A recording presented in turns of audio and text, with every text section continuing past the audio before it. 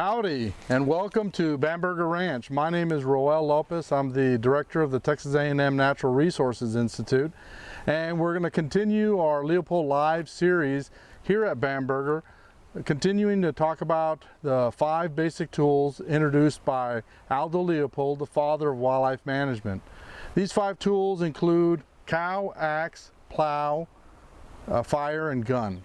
And what we hope to do in the upcoming months is show you how those tools can be applied, but with very specific projects and objectives. And so with me is Dr. April Sampson. She's the executive director of Bamberger, and she's going to tell us a little bit about Bamberger and what we hope to cover in the series. Great. Thank you so much, Roel. We're really excited to have you and your colleagues from the Natural Resources Institute back here at Selah Bamberger Ranch Preserve. And we're excited about continuing our journey into Leopold Live version 2. Like Roel said, we'll be providing more detail and more useful information regarding the 5 tools that Aldo Leopold championed. Here at Selah Bamberger Ranch Preserve, we're a 501c3 nonprofit organization, and our mission is landowner stewardship, outreach, and environmental education. So we have many Central Texas school children that come visit us every year for hands-on science-based environmental education lessons, and we also lead showcase tours and workshops for landowners interested in practicing restoration and good land stewardship. So we're very happy to be partnering with Natural Resources Institute, and we know that you'll benefit a lot from the information that we are going to be talking about during this new version of Leopold Live. So let's go ahead and get started. Great.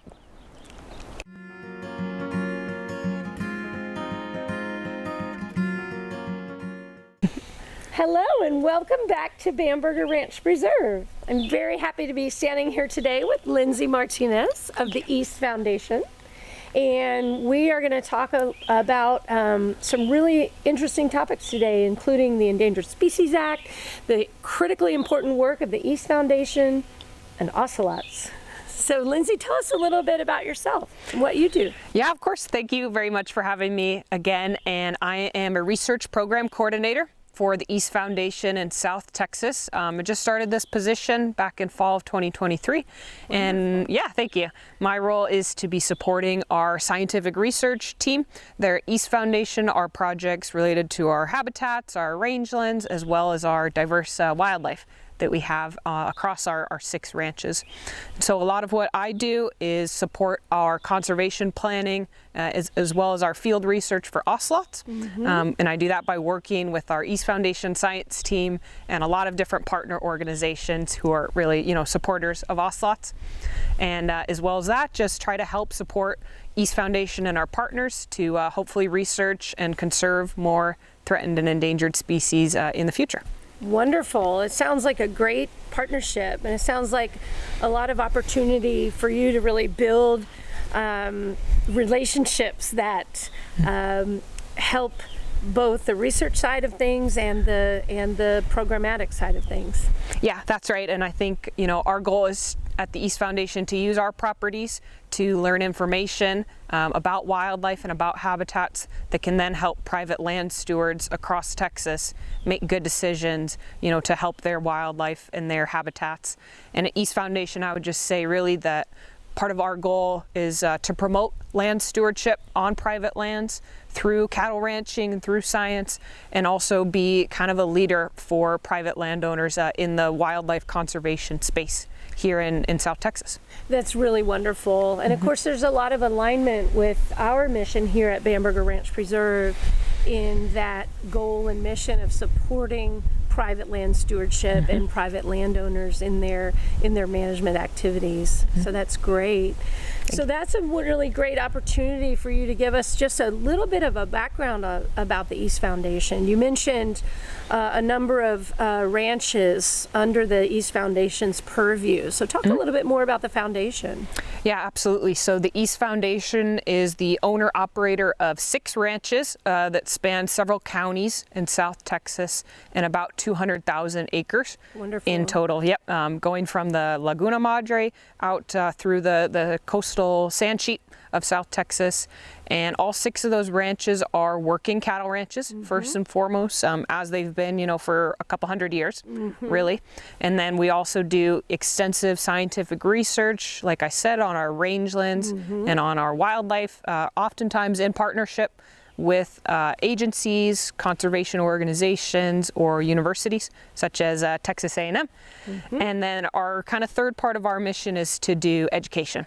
So that's everything from having natural resource professionals and students onto our lands, as well as having school children get out, get behind the gates of ranches, we like to say, so they can learn about working lands and also wildlife and native ecosystems. Wonderful. That's so important. And of course, that's a big part of our mission as well, is to get those young children out on the ranches, out on the land, and help them develop an appreciation for nature and for the natural resources on which we all depend. So it's another bit of alignment between our 2 organizations, and that's wonderful. Thanks for telling us about that. So talk to us a little bit more about the scientific team with which you work and collaborate on a daily basis. Yeah, perfect. So at East Foundation, we have a chief science officer up here in San Antonio, and then down in South Texas, we've got a staff of several wildlife biologists, research scientists, a research veterinarian even, who are really working with students and technicians and other partners to be out in the field collecting data really every day. Everything, from our white-tailed deer down to our native, mice and rats that are out on the ranch, and doing things like prescribed burns, measuring vegetation, and then really just using all that data to then provide, good information about what's going on with our lands and how we can be good stewards and managers of that. So it's great to be out in the field collecting data and promoting land stewardship. Yeah, well, it sounds like you have a great job, and I can tell that you really enjoy it. That's wonderful. That's great. So let's talk a little bit more about endangered species in particular, especially when it comes to private landowners. So kind of give us a little bit of a background. I know that you particularly focus on ocelots, and I'm very excited to talk with you about that. But let's start with the Endangered Species Act and private landowners, particularly in Texas in general. Talk a little bit about that. Yeah, of course. So Texas is a really unique place, I think, to be talking about the Endangered Species Act. As a lot of us know, we're over 90% privately owned here in Texas. We've also got over 100 species that are listed as threatened or endangered under the Federal Endangered Species Act. So a very interesting kind of situation here in Texas that isn't the same as other parts of the country. Right. But so under our Federal Endangered Species Act, we've got the U.S. Fish and Wildlife Service and the National Marine Fisheries Service for our ocean species, implementing that act to conserve, to protect, and to restore our imperiled species and also the ecosystems on which they depend. And so when they wrote the Endangered Species Act in 1973, right away they recognized there that species depend on ecosystems. They depend on habitat. So you need that habitat to have your species. I think that's really important, isn't it? It's important to, I'm so glad you pointed out that that's how it was originally written, because I think that's really important to think.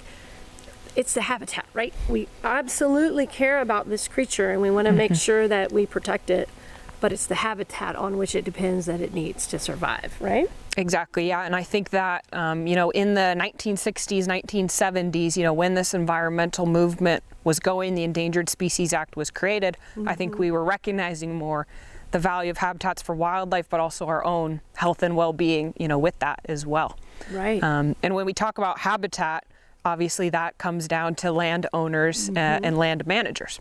And so to protect our species, that we still have, and to try to bring back those ones that are imperiled, it comes down to those who are managing the lands.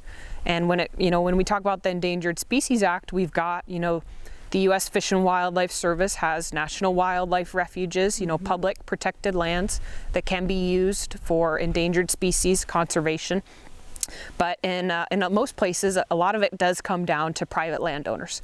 They're the ones who have the habitats where the species might occur, where we can conserve what we have and also try to get them recovered from that imperiled status. So landowners have a big part to play in endangered species conservation, really especially here in Texas, perhaps more than most any other state. Sure, wonderful. Just again highlighting the importance of that land stewardship that private landowners can really champion. Yes.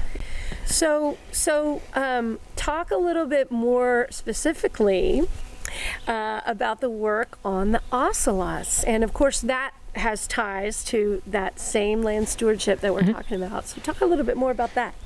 Yeah, so the East Foundation is really lucky to own a property called the Aldo Ranch, which is in mostly Willacy County on the Laguna Madre. It's about beautiful part of the state. Yeah, it's wonderful. That property has, its coastline and wetland types of areas. It's got coastal prairie, grassland, and then it's also home to many thousands of acres of Texas Tamaulipan thorn scrub or thorn forest. So quite a diversity of habitats right there in that area. Yeah, just on one ranch there's a good amount of diversity, and we're the steward of that land. We are using it for cattle ranching, for education and research, and we're also protecting, while we're working that ranch, all that acreage of thorn scrub or thorn forest, and that's home to a lot of wildlife, ranging from the migratory birds people love in South Texas to our white-tailed deer, javelinas, all of that, and then also, most special of all to me is the native wild ocelots on that ranch. And so we, discovered ocelots there, a decade plus ago, and ever since then have been monitoring them and have really been able to document breeding ocelots there on our Aldo Ranch that are using that habitat, hunting for their native prey. And it's a really unique place because we think that there might only be 100 or so ocelots left in all of the United States. All of those are found in deep South Texas, and a pocket of those remaining ocelots are there on the Aldo Ranch. So East Foundation has an incredible opportunity to be the steward of those, and also a big responsibility, to keep this species, the ocelot, which is considered endangered, part of the ecosystem of South Texas still. Absolutely. That's an amazing opportunity, and a wonderful contribution on the part of the East Foundation. Tell us a little bit about the natural history of ocelots. Sure, absolutely. So fortunately, we've been able to do a lot of research on ocelots and use a couple sort of creative methods to study them, because they're a very elusive species. Right. They're going to be nocturnal and be quite shy, hiding out in brush that they camouflage into. So not easy to study them. Right. They don't like to make themselves known, right? Yes. I've not been able to really see them except for on camera and through live trapping and through stuff like that, as well as, GPS collaring. We know that this is, a small wild cat that lives a solitary life. Each cat likes to have its own territory, ranging probably several square kilometers. So ocelots need a lot of space, and they need that cover provided in thorn scrub or forested types of habitats. You're not going to find them out in open areas where that shy cat can't have cover. Right. And then they are kind of a generalist when it comes to diet. Okay. We know they can eat, our rodents and our rabbits, lizards, amphibians. They can eat birds, maybe even get into larger things, your possums, your armadillos, or things like that. Sounds like a good meal if an ocelot could get that, for sure. Yeah, absolutely. And I think they have a pretty wide diet, whereas they have a little bit more specialized habitat needs in South Texas, pretty generalist diet. And again, just a shy carnivore that needs a lot of space and a lot of room that's away from people. Right. So we talk about, South Texas being pretty heavily urbanized now, developed into agriculture, and we need those things, for people. Sure. But ranch lands that are still preserving that forest have the luxury, really, of still having ocelots. That's wonderful. And so you alluded to the factors that probably contributed to the decline in ocelot population, but why don't you talk a little bit more about that, just so we know the details. Yeah, we think back in history, ocelots might have occurred across a wider part of South Texas, especially forested areas or, places with rivers, things like that. And there's historic records of ocelots occurring much wider than just South Texas. But of course, throughout 1800s, 1900s, pretty significant habitat loss, of course, happened with the loss of those, large and connected forested or thorn scrub areas. We know ocelots need their space, so we lost that habitat. And then historically, ocelots probably did face some overexploitation from things like, indiscriminate predator control practices, hunting before regulations, trapping for pet trades. Yeah. Oh, for pet trade too. Pet trade, the fur trade is an issue for ocelots back in history as well. So all of those things together were, historic threats for ocelots, and probably the reason why, today in the U.S. they are classified as endangered. Right, absolutely. So talk a little bit about the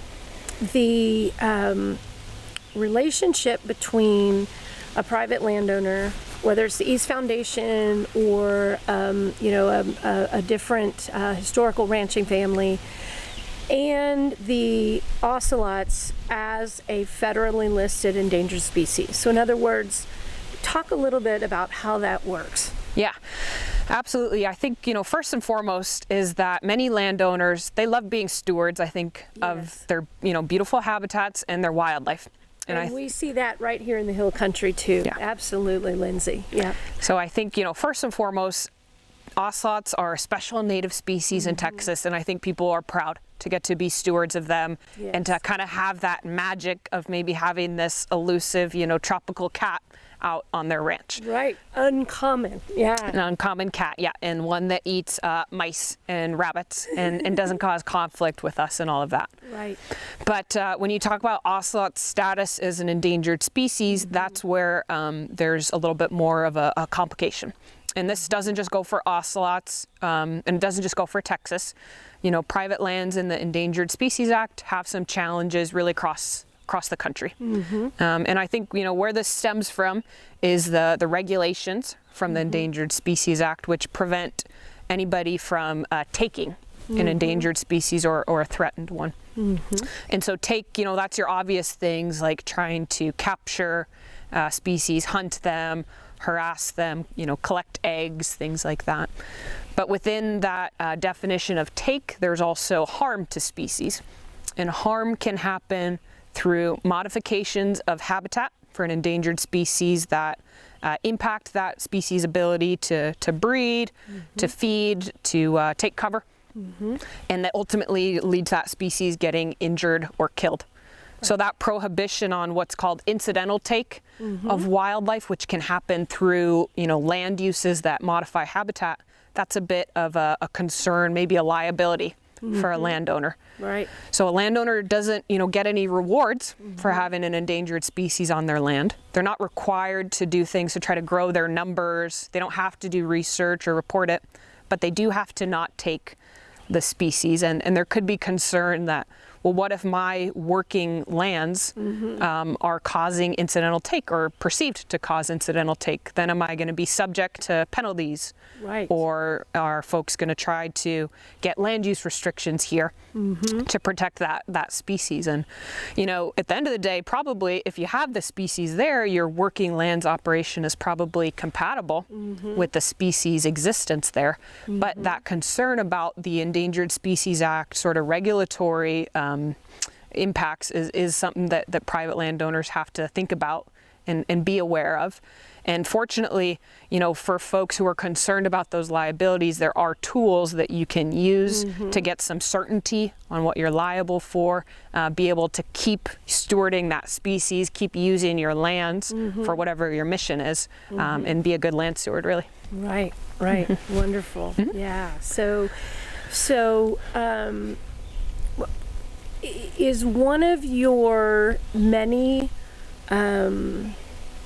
responsibilities as the program coordinator, research program coordinator, at the East Foundation, to kind of help private landowners understand their rights and responsibilities when they have an endangered species on their land? Yeah, absolutely. At East Foundation, in addition to doing the science work on endangered species when it comes to what's their biology, what's their status, what conservation work is necessary for them, we're also doing research into what types of policy programs are out there for us to engage with this species in a way that's good for the species and good for us as well. And through the last couple of years, really kind of through the lens of ocelots, we've been investigating the Endangered Species Act and these possible programs. Yeah.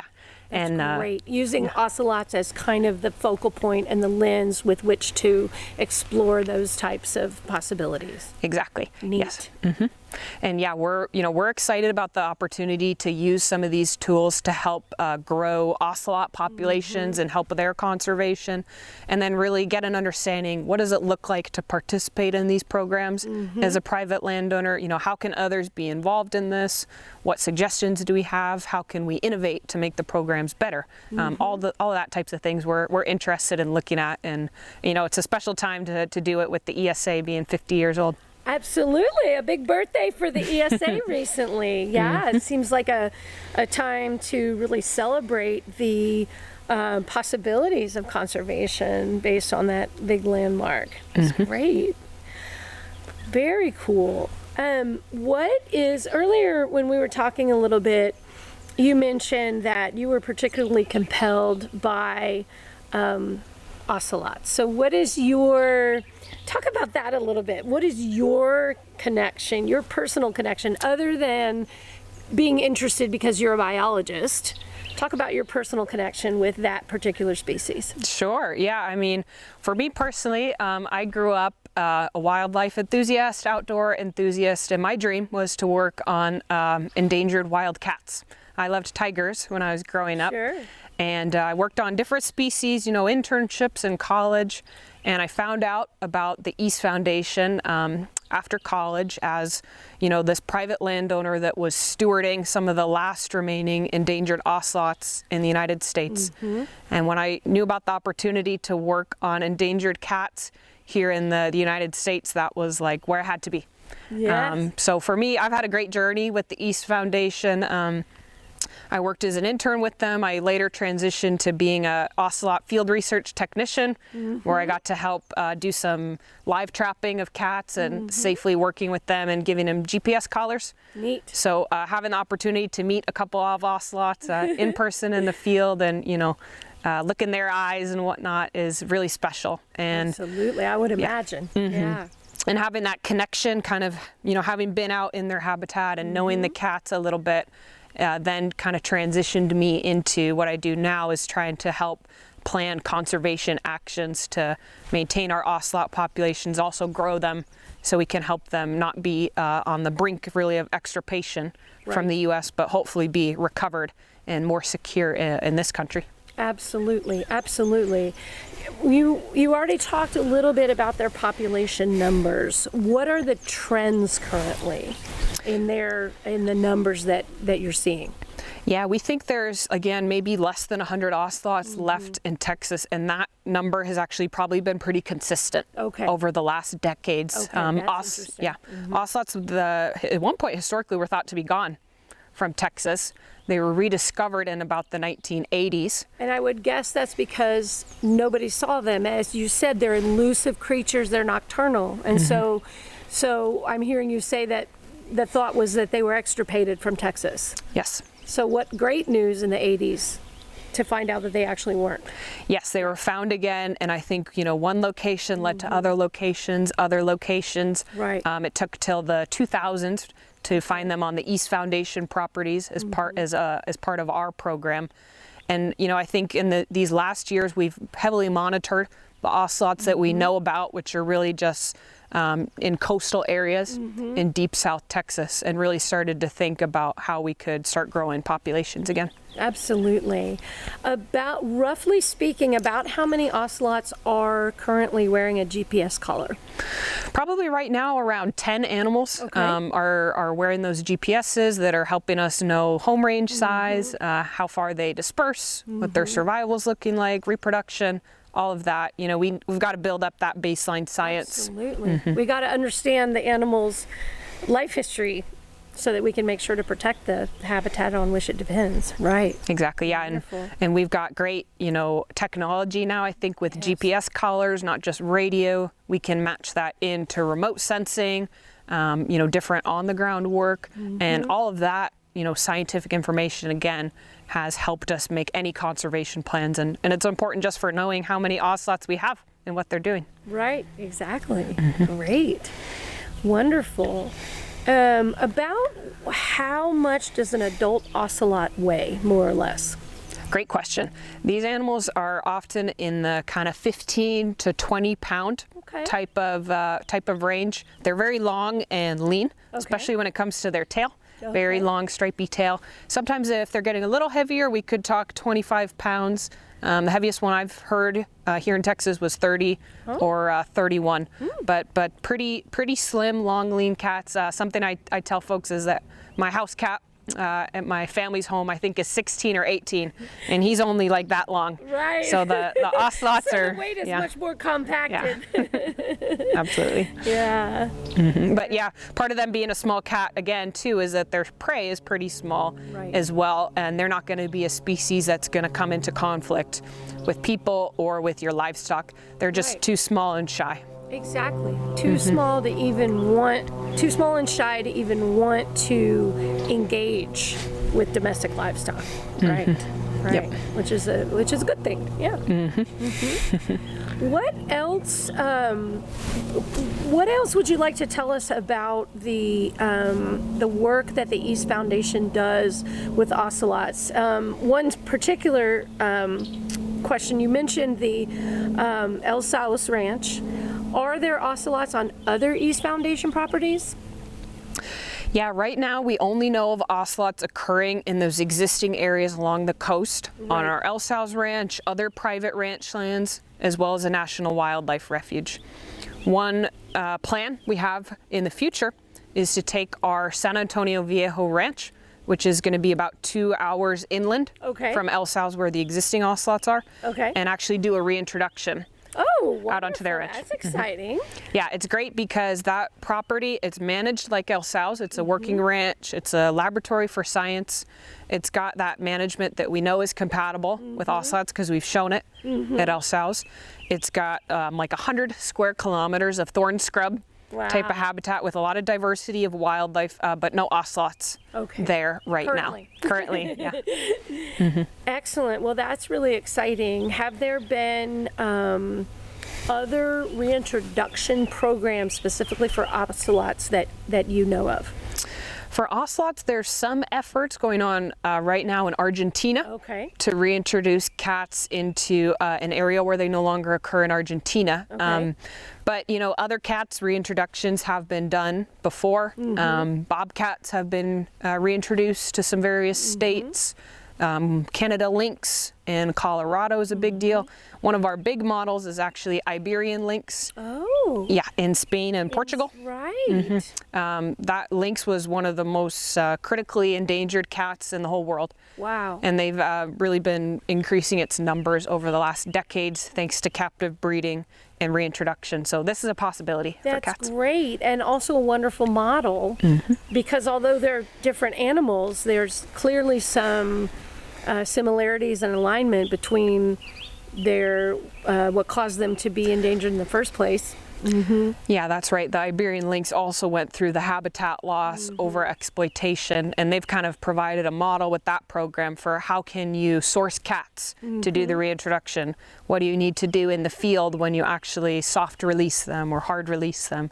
How do you need to monitor them long term? So we're lucky that we've got kind of some models out there that hopefully can translate to another small imperiled cat here in the US. Absolutely. Isn't that wonderful? Another good reason for scientists and biologists to be communicating with their counterparts in other parts of the world, so that they can learn from one another's experience, right? No reason to reinvent the wheel if you have a counterpart on the Iberian Peninsula that has some experience with this. I think that's great.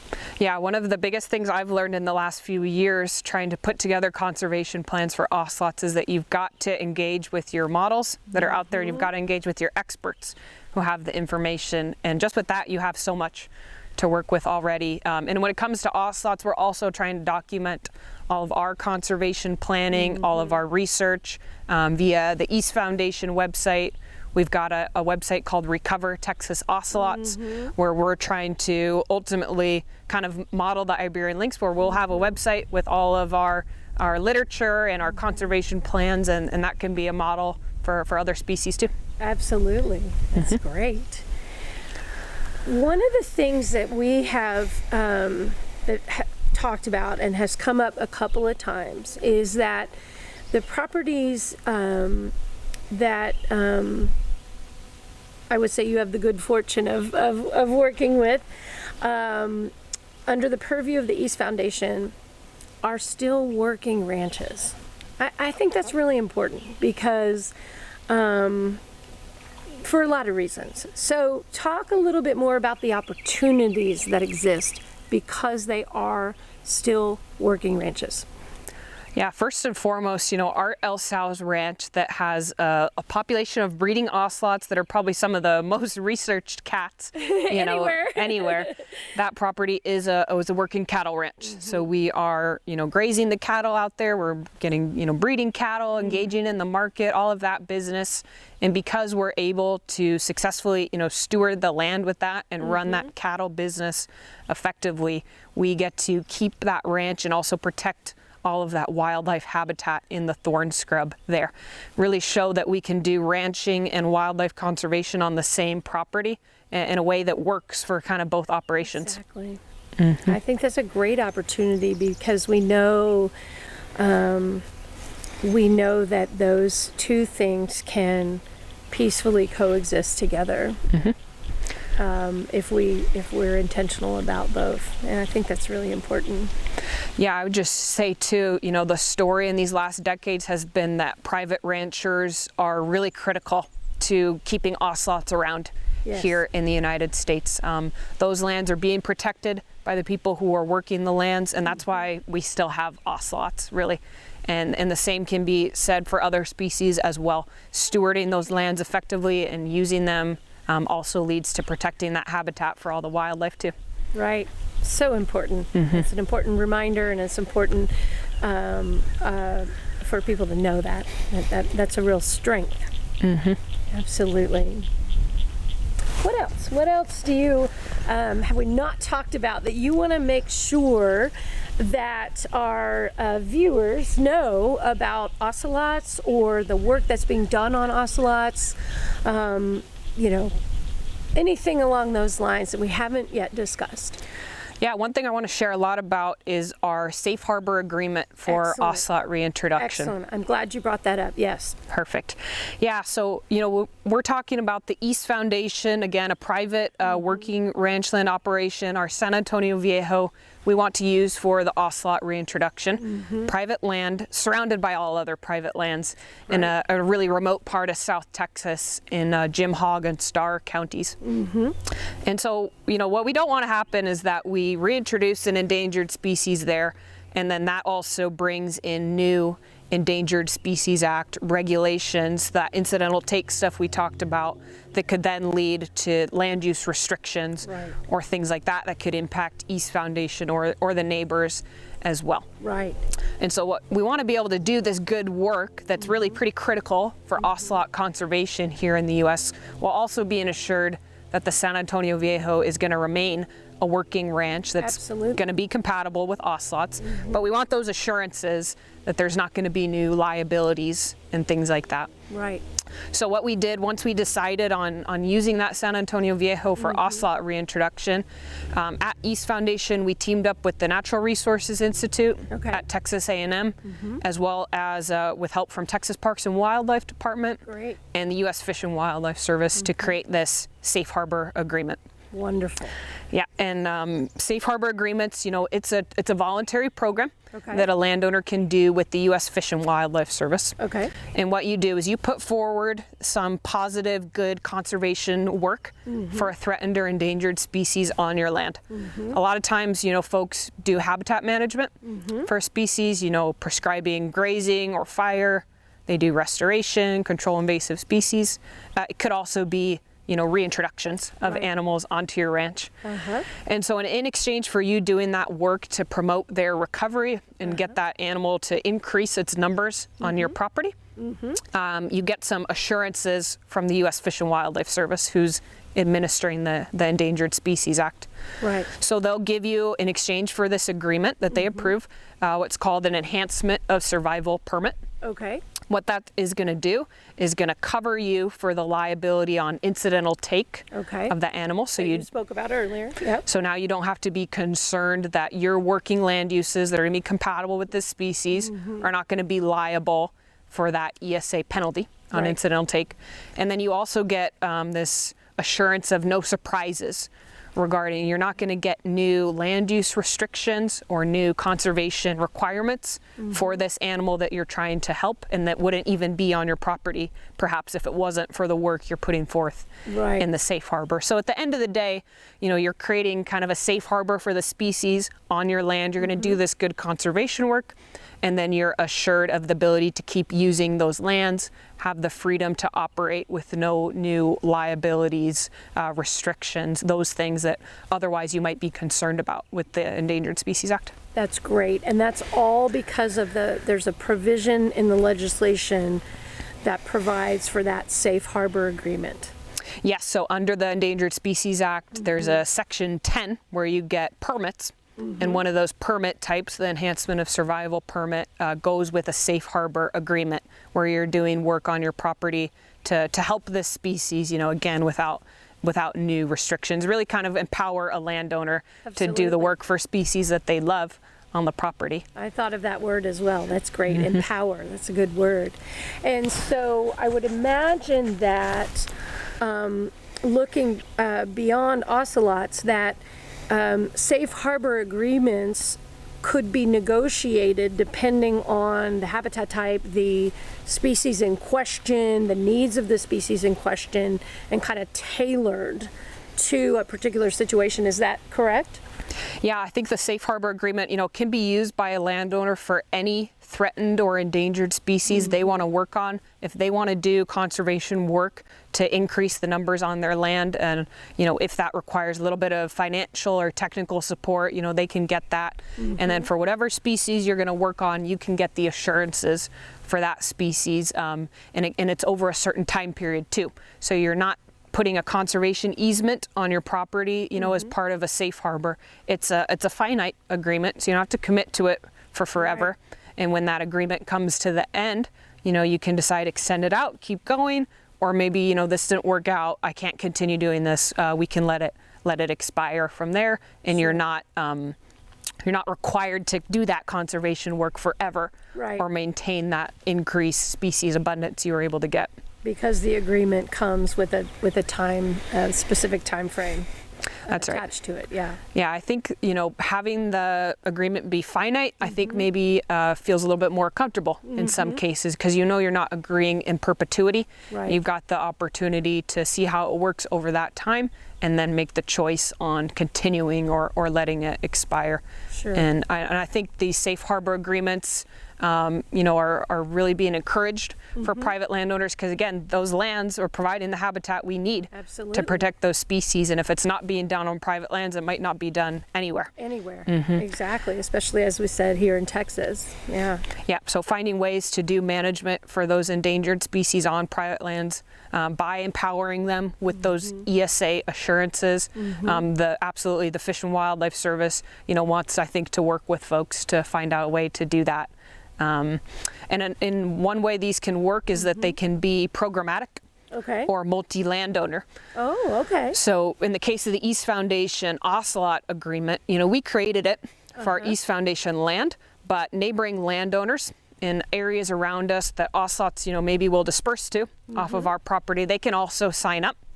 How cool. Yep, and then they can engage in monitoring these reintroduced ocelots and providing the habitat, while also having those assurances on the continued freedom to operate the lands. And I think these multi-landowner types of safe harbor agreements are a great way to do conservation across big chunks. Absolutely.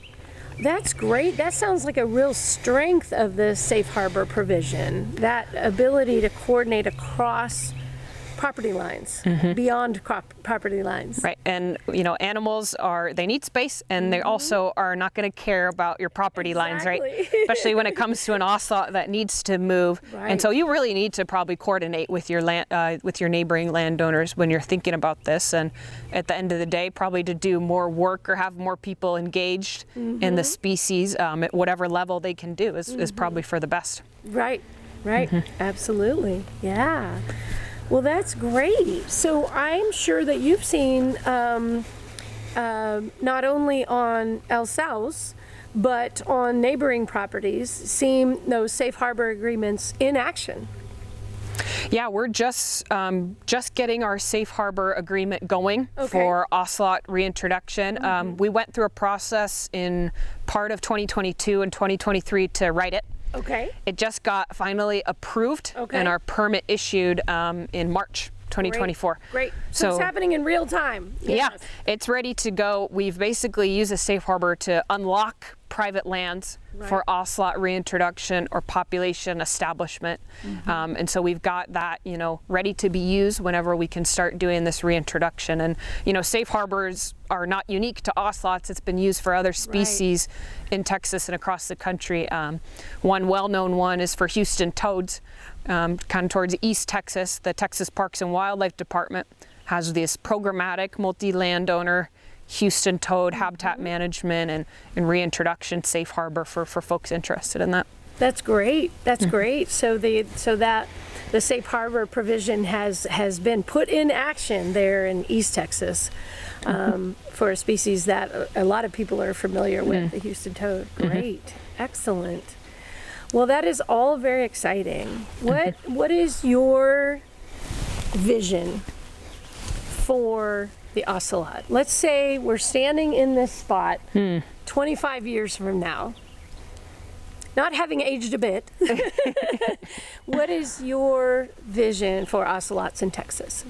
Absolutely. It's exciting to think about, the future where we hope to have ocelots ranging across a lot wider part of Texas into the future, not just that constrained part that they're in today, but the San Antonio Viejo and the surrounding lands, kind of recolonizing that habitat through reintroduction. And that hopefully, if that goes well, we use the scientific and on-the-ground methods from that, as well as these policy mechanisms such as safe harbor, to be able to expand ocelot reintroduction and maybe do it, across more parts of the state, if this can be successful. And at the end of the day, East Foundation and our partners that we work with on this, our goal is to recover Texas ocelot so that this cat is no longer endangered here, but it is secure and hopefully going to be here to stay. And I think it's a cool thing for Texans to know, again, that species is out here sharing the state with you, and something maybe you'll get the good fortune to get to see. And I think that can kind of brighten everybody's look into nature here. Absolutely. I think that's really true. Wonderful. So Lindsay, we've talked a lot about endangered species in the Endangered Species Act itself, and how it can really be a valuable tool in protecting habitat and endangered species on private lands. Talk to us a little bit about how a landowner, like at the landowner level, let's say there's a landowner who thinks that they might have an endangered species on their land, or has spotted an endangered species on their land, or is interested in understanding more about the Endangered Species Act as related to them if they were to encounter an endangered species on their land. So talk to us a little bit more about that landowner relationship and the provisions that they might encounter, and some different questions that they might have in that situation. Great question. I think one of the first things to point out is that if there's an endangered species, on your property, you are not required to report it. There's nothing for that. There's no incentive. You're not going to receive an automatic, reward for having the species on your land. You're also, not required to do conservation work to try to help it if that's not within your means or things like that. Your requirement is just to not take the species. Sure. But if you are interested in getting involved, at East Foundation, when we work on endangered species, we team up with university partners, folks from wildlife departments, researchers there. Can also team up with agencies like Texas Parks and Wildlife Department, their wildlife biologists, NRCS biologists might be more familiar, U.S. Fish and Wildlife Service biologists as well. Okay. And one of the things, if you're able to work with, or conservation organizations as well, I should mention, if you're able to team up with a biologist, one of the great things you can do is just start getting data from your land on whether the species is there, how many of them are there, and what types of, ecological things are going on with that species. A lot of our endangered and threatened species, they're rare, and we're really lacking information about where they're at and how many of them there are, especially when they're on private lands that aren't opened for folks to just come in and do research on. Right.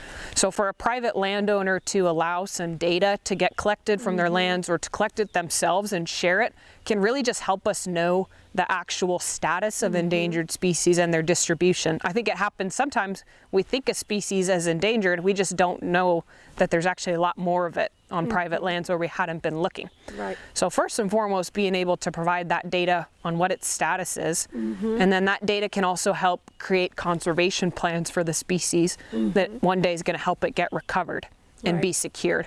And I know folks, probably want to know about their privacy, confidentiality when it comes to endangered species on their lands, because they're worried or concerned about those liabilities. Maybe they don't want outside attention, concerned trespassing, could be any of that. And there's opportunities to work with, say, Texas Parks and Wildlife Department to collect that data, provide that data, and stay confidential. Okay. So TPWDs, landowner program folks can elect to not disclose their property specific information. Sure. So that their data goes into the general pool of how many ocelots or whatever it is that are out there, but not tied to their specific property. Right. So that folks don't know more about them. And so you can work with TPWD or, say, a conservation organization that can put all that data together and then report it out, so we know, county-wide or region-wide how's the status of this species doing. Sure, I'm glad you mentioned that, because that seems to be something valuable for private landowners to know, that their data would be kept private. It wouldn't be publicly announced should they, choose to keep that private. I think that's great. Yeah. Yeah, and just one example of that in the Ocelot Safe Harbor Agreement, we're hoping to enroll other landowners to participate in that. Because they enroll through us at East Foundation, we get to keep their info private. We're not going to shout it out to the public, be sharing that without folks' permission. And then when it comes to the data, we are going to, have collars on ocelots, cameras out there, and we'll collect all of that data across private lands and put it together and say, say there's 12 ocelots in the reintroduction area on private lands in Starr County, and 20,000 acres are enrolled. But we won't say it's on April's ranch or things like that if folks want to remain private with that. Sure, that's great. I think that's a good thing for landowners to know. Absolutely. Yeah, there's absolutely just ways to establish that privacy for you. And if you just start with, getting the data collected and working with a partner that, you trust and that they've got the ability to do this, absolutely can be done. And again, just finding information about species on private lands can show us that they're maybe not really endangered after all, or maybe this certain ecological factor is really important and we didn't know about that before, and we can use that to plan our conservation. Right. Wonderful. Another way that private landowners really contribute to the success of a species and to our natural resource base that we all love and depend on. Yeah. And then I guess from there, maybe you're looking for help when technical assistance to actually do that work, or maybe you need the financial assistance to, get biologists out there to do conservation work, to do surveys. And there are incentive programs that you can engage with to get that financial assistance. So, landowner incentive program from Texas Parks and Wildlife. There's U.S. Fish and Wildlife Service programs that are specific to our threatened and endangered species. At East Foundation, we engaged with something called the Recovery Challenge grants. So East Foundation and our partners are working on an ocelot recovery action, planning that reintroduction. It's been identified in the plan. And then there's funding streams to help you do those recovery actions from the service. And Fish and Wildlife Service also has a program called Partners for Fish and Wildlife that's really specialized for private lands and threatened and endangered species or those other federal trust species. Sure, that's great. And so what I'm hearing is you saying that if a private landowner does encounter endangered species on their land, they don't have to feel like it has to be entirely their project. They have support and help, and also that means financially as well. In other words, they don't have to feel like, oh, how much is this going to cost me to protect the habitat for this species, because there are resources out there to help those private landowners. Absolutely. There's those different funding sources. You can leverage them, with each other to be able to meet the cost sharing requirements sometimes. And I just emphasize too the importance of partnerships. At East Foundation, when it comes to the ocelots, we're teamed up with the conservation organizations, the agencies, the research universities, and it takes everybody together to be able to do that. And we're really showing how everybody can come together to do conservation on private lands to help and empower the landowners to be able to do that. That's wonderful. That's wonderful. And partnerships are one way that really empower those landowners, for sure. That's great. Thank you so much, Lindsay. This has really been a eye-opening and interesting discussion, and I think it's been a discussion that's really helpful for private landowners that may be thinking about these topics, whether it's ocelots or some other species. So I think it's really it's useful, and thank you for the work that you do with the East Foundation. Yeah, thank you for having me. And yeah, I think we're just excited at East Foundation to be a leader again for conservation on private lands. Shine a little bit of a light on these tools and possibilities that are out there. And I would just say, if you're willing to engage with your partners and with some of these programs, there's a lot of work that can be done for cool species on private lands. Fantastic. Thank you so much. Yeah, my pleasure.